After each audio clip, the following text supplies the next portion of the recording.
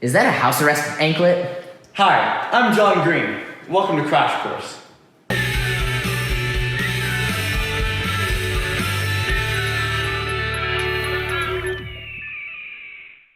So, you just fought a war to end the tyranny of King George, and you want to stop this new place from becoming the land of the new King George, Washington.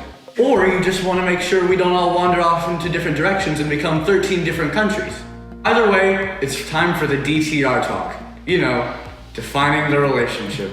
Like when you cross some unspoken boundary between you and your middle school girlfriend and are ostracized by the entire class. I'm John Michael Green. Or in your case, maybe it's 12 middle school girlfriends, except they're actually states, and you're responsible for making sure they all live in peace, harmony, and most importantly, liberty.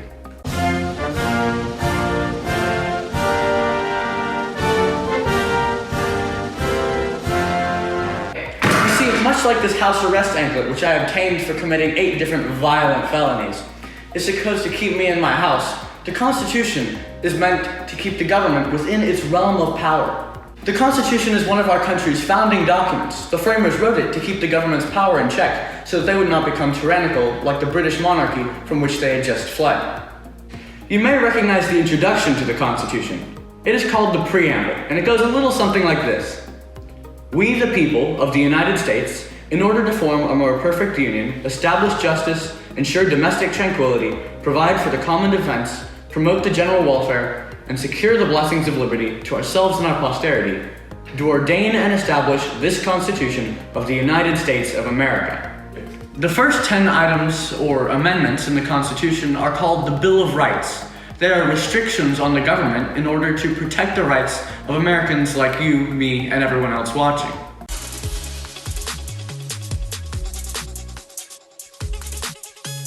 The First Amendment says that Congress shall make no law respecting an establishment of religion or prohibiting the free exercise thereof or abridging the freedom of speech or of the press, or the right of the people to peaceably assemble and to petition the government for a redress of grievances. Essentially, this amendment restricts the government from infringing on your right to religion, freedom of press, and freedom of speech. The Second Amendment protects your right to bear arms. The Third Amendment protects your right to not have to quarter soldiers in your house. The Fourth one protects you from unreasonable search and seizure. The Sixth Amendment is all about your rights as the accused person in a criminal trial, and the Seventh is about your rights as an accused person in a civil trial. 8 restricts the government from giving cruel or unusual punishment. Number 9 says that while we may not explicitly have a right stated in the Constitution, you and I still have that right. The 10th Amendment complements that nicely by saying that just because the government doesn't have a power enumerated in the Constitution, that does mean that the government does not have that power, and it is given to the state and the people. These last 2 amendments in the Bill of Rights are especially important in cooperation with each other. They attempt to lock the government in on both sides. However, there are 17 more amendments in the Constitution that are not part of the Bill of Rights. And for all we know, the 28th Amendment could come out tomorrow. The framers knew that some things would have to change down the line, but should only be changed if we were absolutely certain that we wanted to change them. So that's why they created the amendment process. Let's go to the thought bubble. The Constitution provides that an amendment may be proposed either by the Congress with a 2/3 majority vote in both the House of Representatives and the Senate, or by a constitutional convention called for by 2/3 of the state legislatures. Thank you, thought bubble. There are 7 articles of the Constitution that set up how the government is going to work, not necessarily rules for the government to follow. The first 3 set up the legislative, executive, and judicial branches in that order. More on that in another video. The 4th is the main juice of the DTR. It explains the relationship between the states and each other and the federal government. The federal government protects them from foreign and domestic threats, and the states treat each other equally and respect each other's laws. Article 5 says how the amendments work, and thanks to the thought bubble, we already know about that. Article 6 declares that the Constitution and all laws made from it are supreme law of the land, meaning that they are the final say nationwide. The last article ratifies the Constitution, making it final and authoritative. Now, an open letter to the framers. Dear framers, there's only one thing standing between my guns and the people who want to take them from me, and that thing is a single sentence. And you guys wrote that in Amendment 2. Thanks, guys. See you soon. 2 hours later. What's that? They wrote back? Well, guys, I'll see you in the next video. I've gotta go.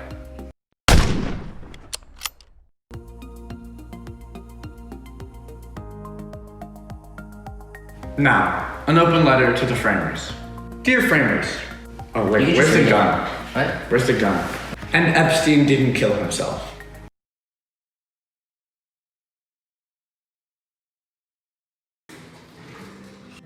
Hi, I'm John Green, and welcome to AP Government and Politics Crash Course for Carmel Christian School Grade 10.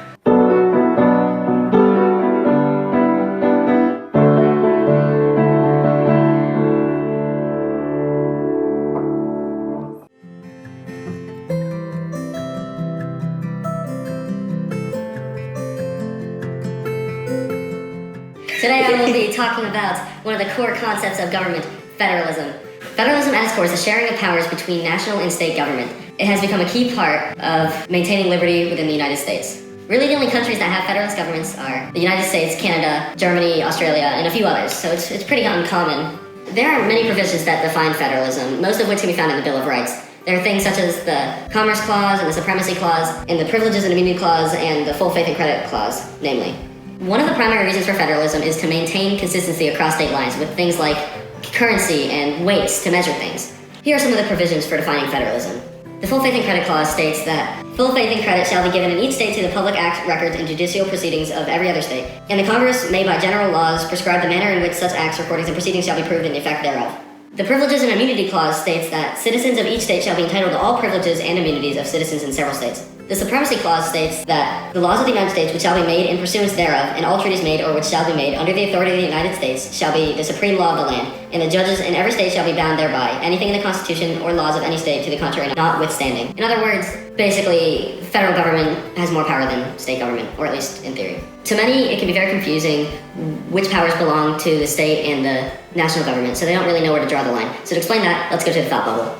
The federal government has the power to regulate military, money, trade, and declare war, along with defining immigration and naturalization. On the other hand, the states have the power to regulate schools, marriage, health and morals, and cities and companies. There are also concurrent powers, which are the powers shared between federal and states, like taxing, law enforcement, and courts. Thanks, Thought Bubble. There have been many court cases that have come to define and shape federalism, such as McCulloch versus Maryland, wherein Maryland was trying to tax a national bank that had been set within their borders. In the end, the Necessary Property Clause and the Commerce Clause helped the Supreme Court to rule in favor of the national government. Dual federalism, also known as layer cake federalism, was the original method of federalism used within the government, which stretched from all the way from the Founding Fathers to the New Deal by Franklin D. Roosevelt. The reason why it's coined layer cake federalism is because the lines between the power of state and national government are clearly divided, much like the ingredients in a layer cake.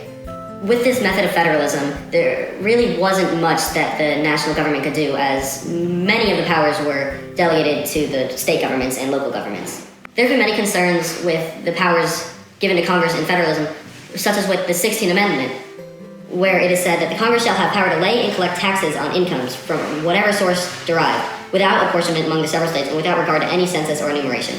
Furthermore, there have been many other problems with the government and federalism, such as is the case with the Commerce Clause, which gives Congress the power to regulate commerce with among states and foreign nations. Issues with the Commerce Clause have been expressed in cases such as Hammer versus Dagenhart of 1918, in which Congress tried to ban child labor and deemed that it was under the Commerce Clause. However, the Supreme Court blocked this and stated that it fell under the sphere of manufacturing, and therefore it was unconstitutional for Congress to pass this law. Furthermore, there have been cases such as Lopez versus the United States in 1990, wherein Alfonso Lopez brought a gun to school, which violated the Gun-Free School Act of 1990. However, this act was set under the Commerce Clause, which it did not work with at all. So, the Supreme Court ruled in favor of Lopez, saying that this act could not be regulated under the Commerce Clause. As time has gone on, we have developed new forms and alterations of federalism, such as the case with New Federalism, New federalism was created by Ronald Reagan, and the goal of it was to sort of bring power back to the state government from the national government in order to control it. Consequently, new federalism also created things such as block grants. Let's talk about that. Let's talk about that.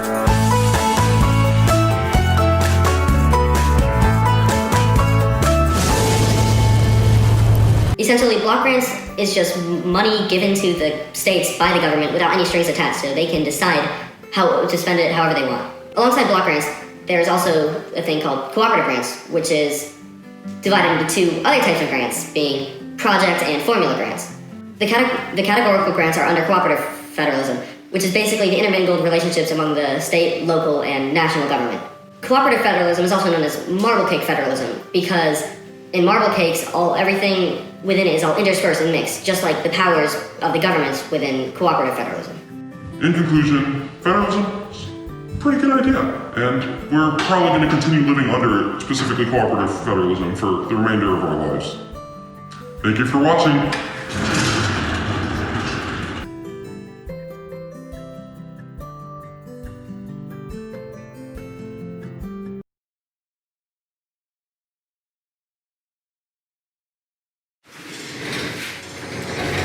I'm John Green. Welcome to Crash Course. Today we're going to be talking about the legislative branch.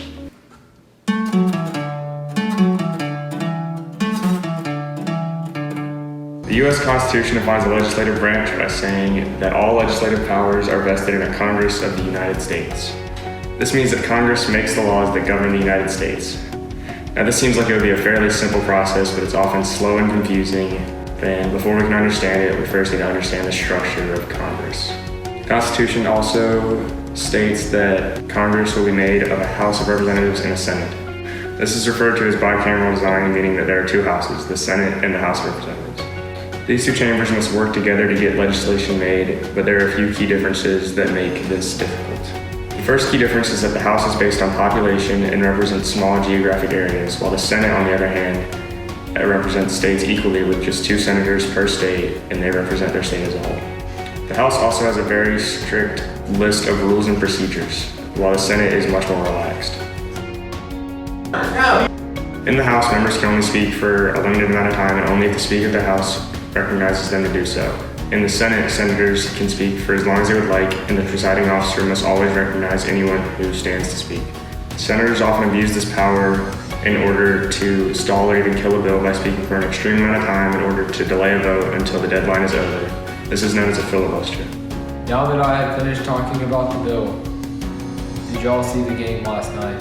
Alright, sir. That's called a filibuster. Shut up. In order to counter this, they created the cloture rule. This says that a 2/3 vote can end debate on a bill.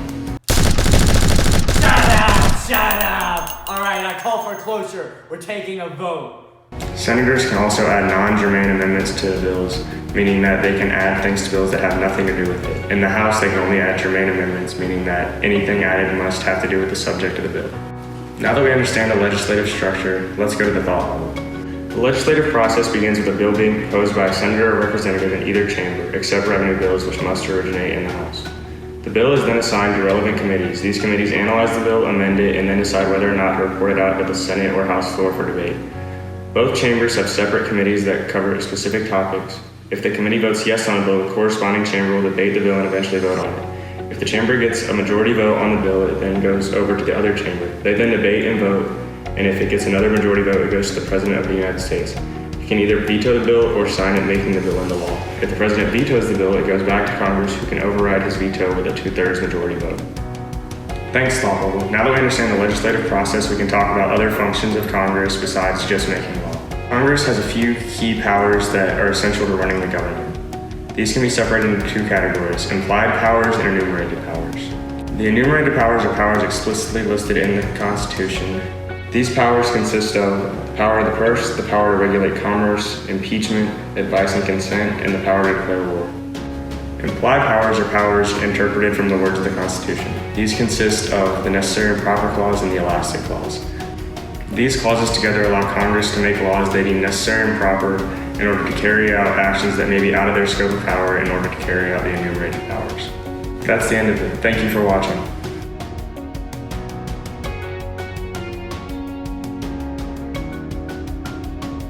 sir. That's called a filibuster. Shut up.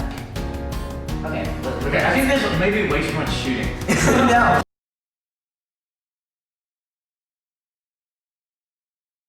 Hello, America. As President of the United States, I have the power to Get impeached. get a veto on a congressional bill. Oh, and lots of secret personal documents. Mm-hmm. I have the power to resign. Yep, get out. Out.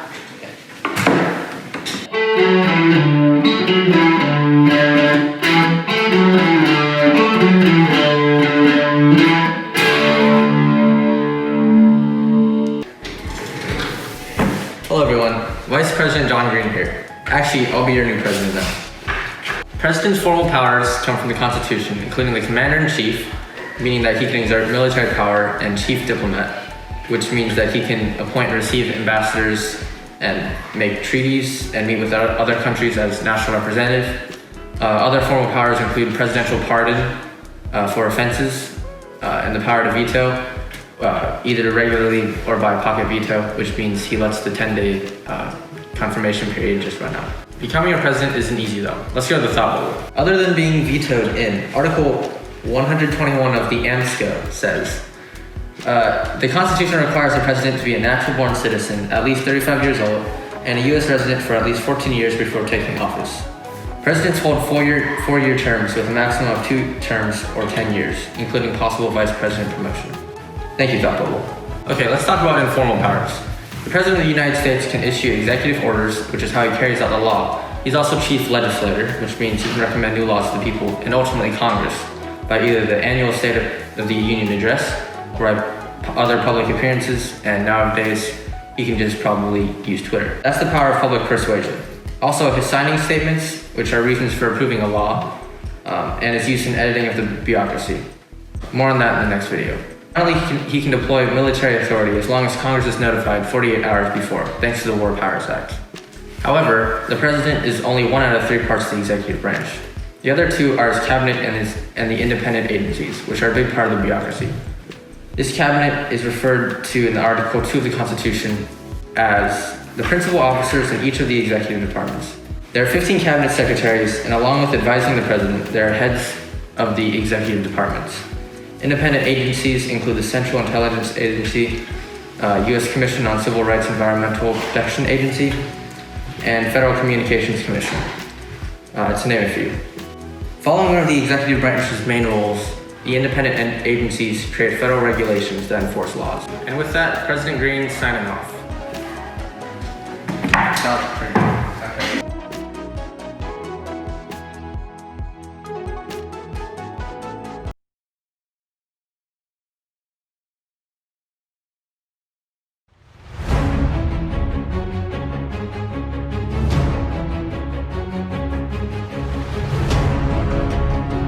Dang, this DMV is taking forever.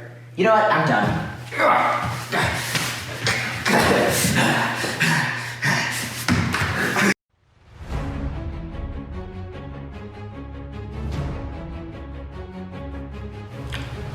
Wow, that man is creating quite a ruckus. I got this. Sir, stand down.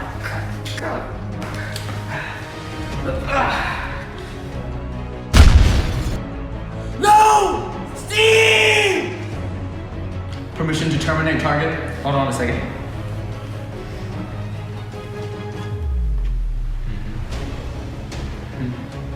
What's that here? Permission granted.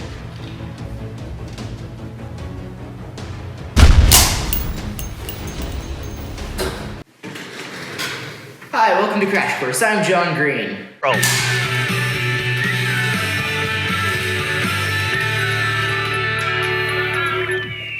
Today we will be speaking about bureaucracy, which literally means rule by desks.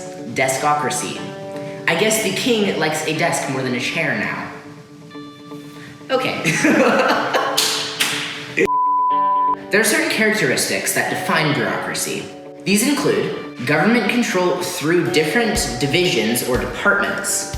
Also, The members of the bureaucracy are not elected, but rather appointed by a higher-up position. These people who have been appointed are very specialized. They're very good at their one specific task, and they're specialists in that task, and usually not anything else. Higher up in the bureaucracy, people have more power. That's why it's ruled by desks, because the person at the top of the desk, with the top desk, usually considered the president, since the bureaucracy is part of the executive branch, has the most power, and it steps down in department leader, department leader, department leader, all under the president in the executive branch. This system makes any interaction with the bureaucracy very impersonal because there is no inclination to actually have a good customer experience because they are not elected and there is no way that they can be removed from office. Bureaucracy leaves very little room for creativity, and people are inclined to have very rigid procedures. So, who are the people that work in a bureaucracy? 97% of them are career government workers, people who have worked for the government their entire lives and probably plan to for the rest of their lives. Only 10% of bureaucracy workers actually live in the DC area due to the necessity of having them all distributed around the United States so that there isn't some major... What's that thing called that everybody goes to in Mecca? The distribution of bureaucracy workers around the United States makes it so that it doesn't have to be a hodge. 30% of the bureaucracy workers work for the Department of Defense, as defense is a major necessity in the United States. The remaining 70% of workers generally are distributed between different parts of the bureaucracy, such as DMV or motor vehicles and other forms of transportation, health and human services. Most of these are white-collar workers, the people you would generally see whenever you need clearance. So inspectors, engineers, also people such as lawyers, clerks, and secretaries generally work in this bureaucratic system. To describe the different levels of power in bureaucracy, let's go to the thought bubble. In bureaucracy, there are different levels of power. For example, the president can appoint and remove agency heads, reorganize the bureaucracy, issue executive orders to control the bureaucracy and the way it runs, as well as reduce an agency's budget. Due to the fact that the bureaucracy is part of the executive branch, the president has a lot of power over the structure and control of bureaucracy. Congress also has a lot of power over this bureaucratic system. Congress can create and abolish agencies and departments, cut or reduce funding, investigate agency activities and make sure nothing illegal is happening. They're able to hold committee hearings over crimes, pass legislation that alters an agency's function, so changing how the agency works, and even influence or fail to confirm presidential appointments. The federal courts can determine whether or not the bureaucracy has acted within the law and the US Constitution, and hold them on trial for what they have done, and they can also provide due process for individuals affected by bureaucratic action. Thanks, Thought Bubble. So, how is the bureaucracy run? Bureaucracies get appropriations, or blocks of money that they use to fulfill their bureaucratic purpose. Whenever they need to spend more money than they are appropriated for certain tasks, they get authorizations of spending from their higher-ups. Generally, this goes from a very small branch, increasing in power. So this branch reports to their boss, which reports to their boss, which reports to their boss, which reports...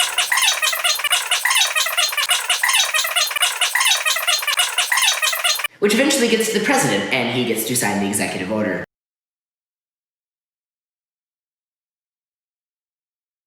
There are also issue networks, which are created to get things done in a bureaucratic environment.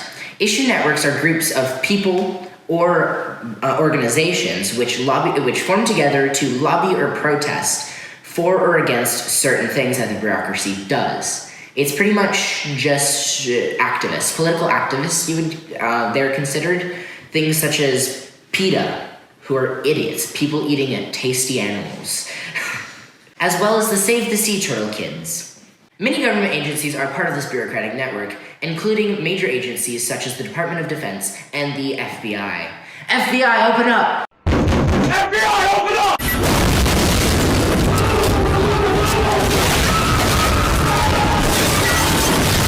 That's pretty much all I can think of for bureaucracies, so thank you for attending my TED Talk.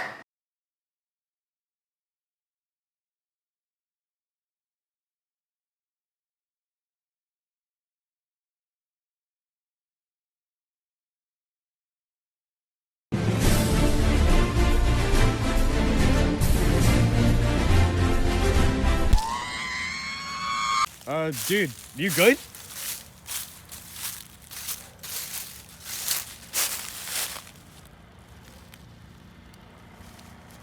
What the heck? Dude, what the heck?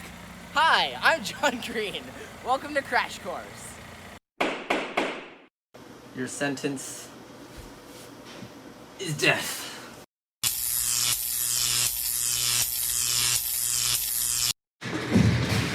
Hi, welcome to Crash Course. As you can tell, I'm not John Green. I'm Tim Blue, John Green's neighbor that got hit by a car.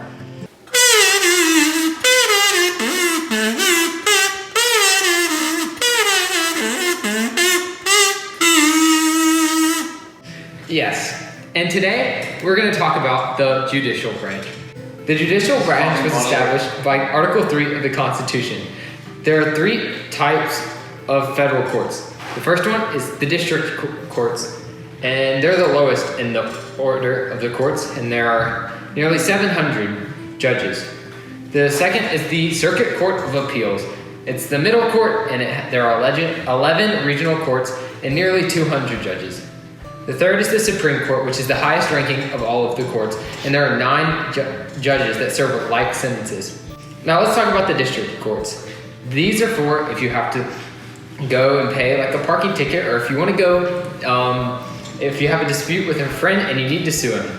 Then the circuit courts above that are the special place where you get to appeal a case if you did not like the decision. Appealing has to do with the concept of certoria.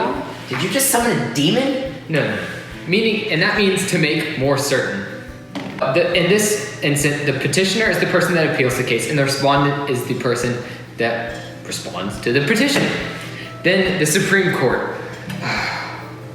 The Supreme Court does get original jurisdiction with all the cases, but it only takes about 80 to 100 cases a year, and they choose the ones that challenge the constitutional principles the most. So, what does the Supreme Court do? The Supreme Court, they see if stuff is constitutional or not. What might influence the decision? Well, the answer to that is a precedent. They have to rule the same way if there's a one before it that has the same constitutionality. And no one can overrule the Supreme Court's decisions. So, yeah. All these rulings create common law, which is the law that the decisions make. The binding precedent, which is one of the things. Pause.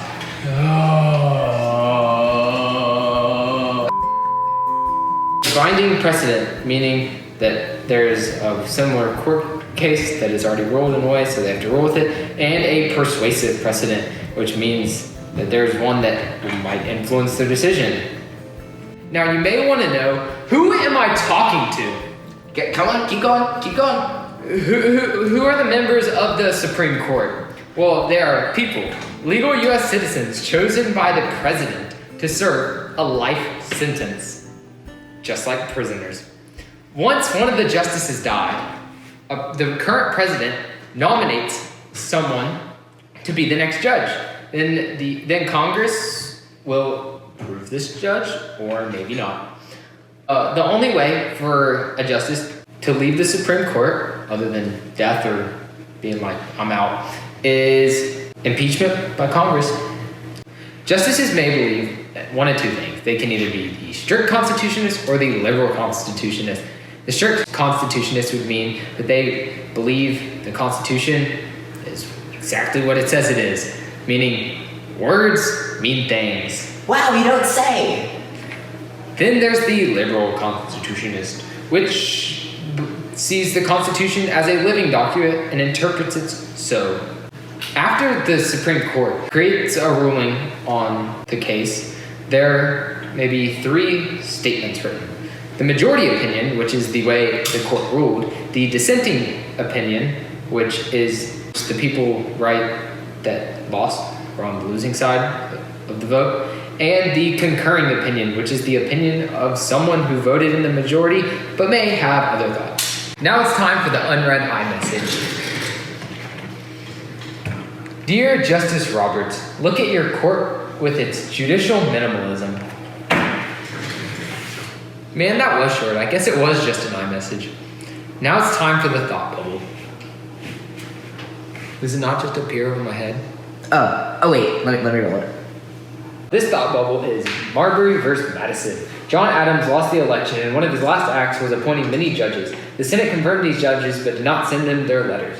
Thomas Jefferson, once he was elected, had his own agenda and chose not to send the letters to some of the appointed judges of John Adams. As a result, Marbury sued and went to the Supreme Court. The result was that he had the right to sue, but in his case, the Constitution overpowered what he wanted, and he did not get his job. This established judicial review. Don't forget to smash that like button and subscribe up here. Well, thanks for tuning in to Destruction Path. Just stand up and leave. Anything else? Just stand up and leave.